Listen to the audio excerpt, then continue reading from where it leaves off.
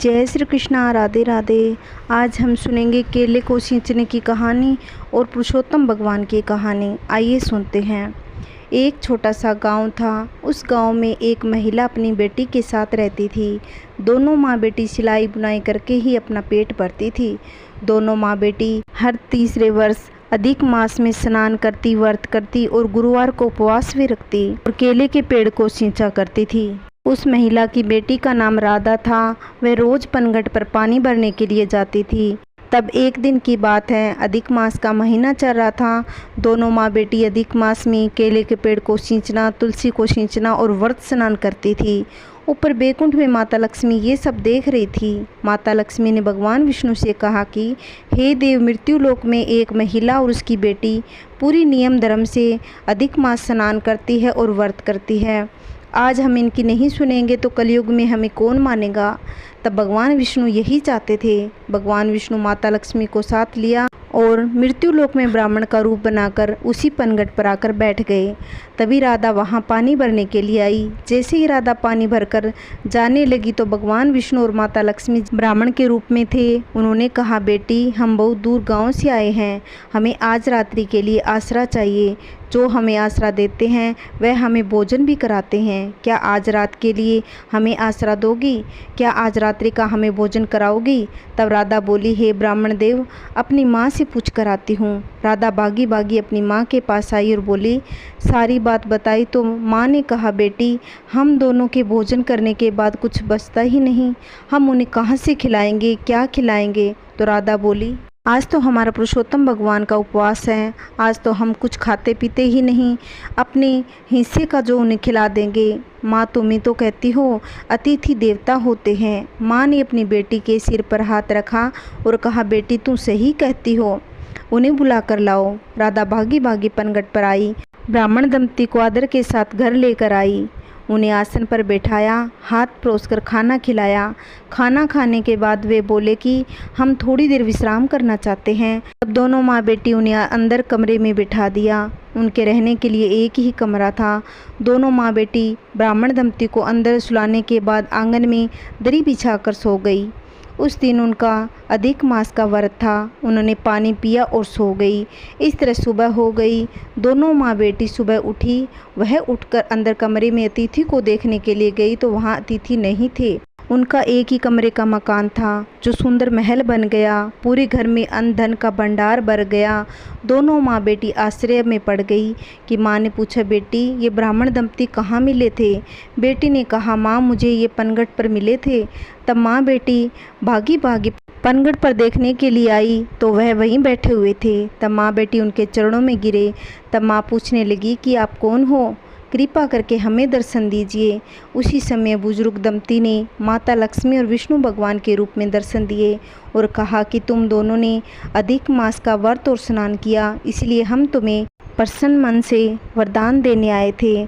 तुम दोनों का कल्याण होगा। ऐसा कहकर भगवान अंतर्ध्यान हो गए। दोनों माँ बेटी इस जीवन का सुख भोग कर बैकुंठ को गई। जिसे भगवान उन दोनों माँ बेटी को दिया वैसा भगवान सबको दे। कहानी कहते सुनते हुंकारा बरते, सबके घर में सुख शांति बनी रहे। जय श्री कृष्णा। राधे राधे।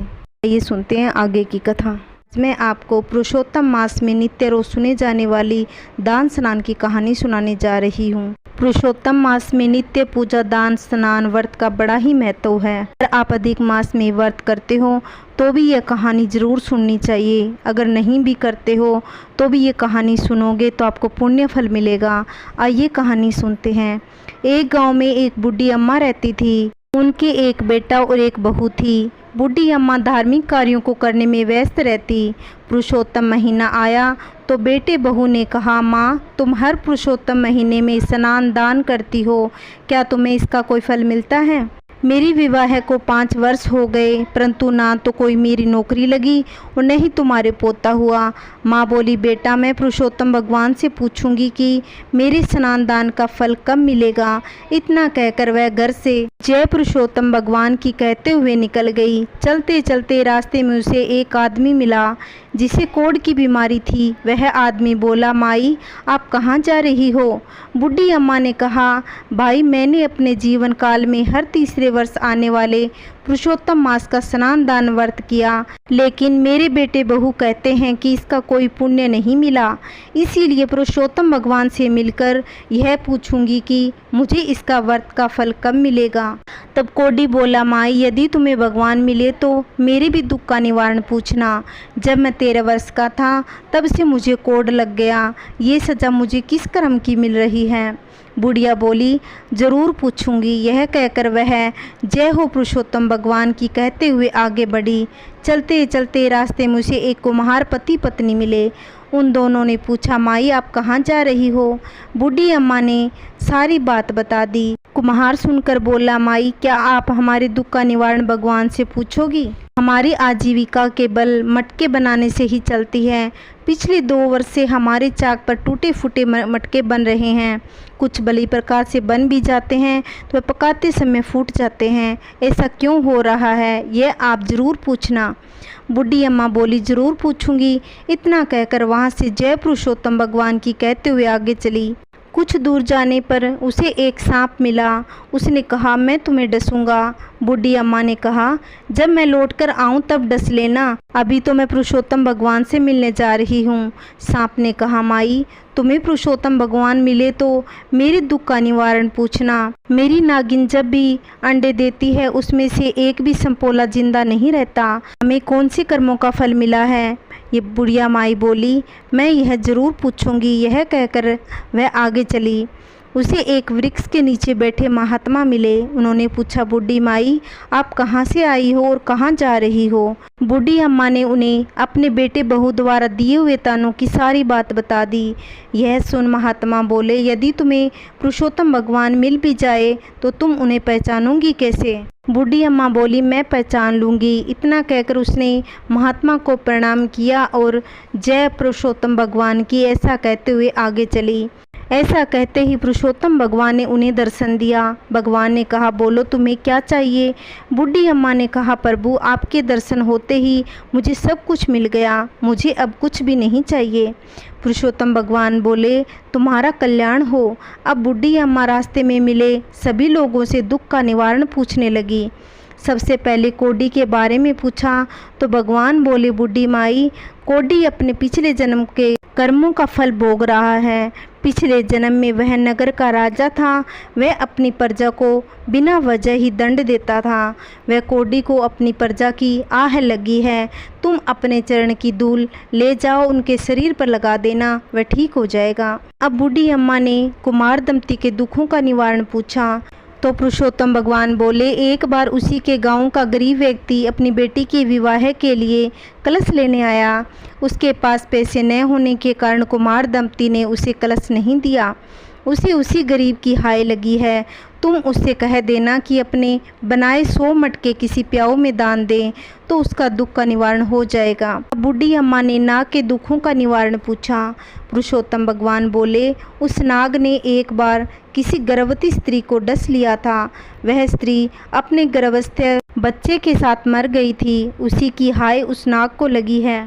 तुम नाग से कह देना कि यदि वह अपनी अमूल्य मणि किसी गरीब को दे दे तो उन्हें बच्चे हो जाएंगे।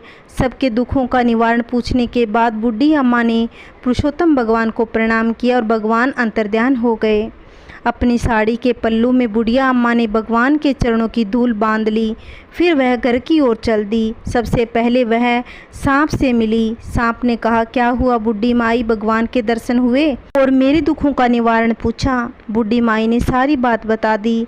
अब उसने कहा, माई अब गरीब आदमी कहाँ मिलेगा और मैं कहाँ कहाँ ढूंढता फिरूंगा। मेरी मणि तुम ही ले जाओ, क्योंकि मेरे पास तो डर के मारे कोई नहीं आता। बूढ़ी अम्मा ने वह मणि ले ली। वह आगे चली और कुम्हार दंपति मिले। उन्होंने कहा, बूढ़ी माई तुम्हें भगवान मिले, हमारे दुखों का निवारण पूछा। बूढ़ी अम्मा ने उन्हें सारी बात बता दी और दोनों कुम्हार पति पत्नी बोले, माँ हम आज ही प्याऊ में 100 मटके दान कर देंगे। अब वह अपने घर की ओर बढ़ी। रास्ते में उसे वही कोडी मिला। उसने कहा, माई भगवान के दर्शन हुए, मेरे दुख का निवारण पूछा।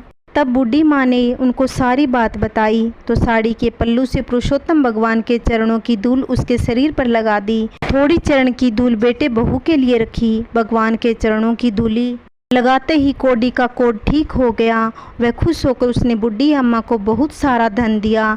धन और अमृतमणि लेकर अपने घर को पहुंची तो देखा उसका छोटा सा घर बड़ा घर बन गया और अन्न धन के भंडार भर गए। बेटा बहू माँ को देखकर बहुत खुश हुए और पुरुषोत्तम भगवान की दूली अपने शीश पर लगाई। बेटा बोला, माँ तुम्हारे स्नान दान के पुण्य और भगवान की कृपा से मुझे नौकरी मिल गई और तुम्हारी बहू गर्भवती भी है। यह सुनकर बूढ़ी अम्मा बहुत खुश हो गई।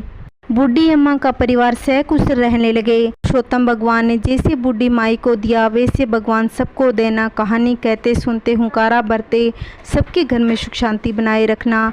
बोलिए पुरुषोत्तम भगवान की जय। ओम नमो भगवते वासुदेवाय नमः। जय श्री कृष्णा। आपको मेरी वीडियो कैसी लगती है प्लीज़ कमेंट करना। वीडियो को ज़्यादा से ज़्यादा शेयर करना, लाइक करना मत भूलना।